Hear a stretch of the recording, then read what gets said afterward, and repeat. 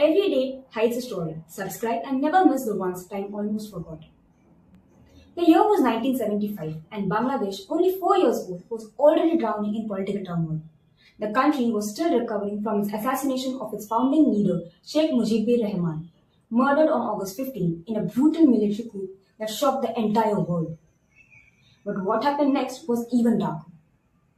On November 3, 1975, inside Dhaka Central Jail, the four pillars of Bangladesh's liberation war leadership sat imprisoned inside the high-security Dhaka Central Jail. They were not criminals. They were the men who had led the nation through war and chaos. Tajuddin Ahmed, Bangladesh's first Prime Minister.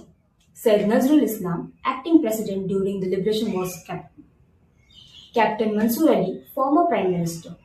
A.H.M. Kamaruzzaman, senior Awami League leader. They were arrested after Mujib's assassination, not for guilt, but because the new regime feared their influence.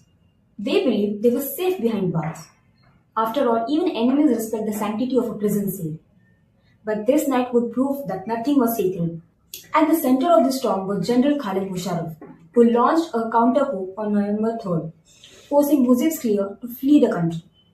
In the shadows, desperate to erase the old leadership once and for all, ministers of the earlier coup plotted a final blow. A move meant to permanently silence the men who symbolized the soul of Bangladesh. Late at night, soldiers entered Dhaka Central Jail with one mission. They walked into the cell that housed the four leaders. The men were neither armed nor resisting. They knew what was coming. There were no questions, no trial, no final prayer. The soldiers opened fire and then, to ensure death, violated the bodies repeatedly. It was not just a murder, it was a political execution, a surgical removal of an entire generation of leadership, carried out under cover of silence. When the news broke, Bangladesh fell into mourning.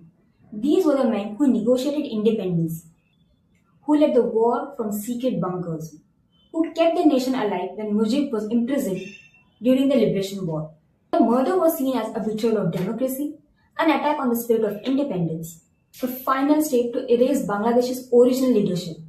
But history does not forget, and neither did the people. For decades, the killers remained protected by political shields. Governments changed and trials stalled. But slowly, Bangladesh revisited its scar.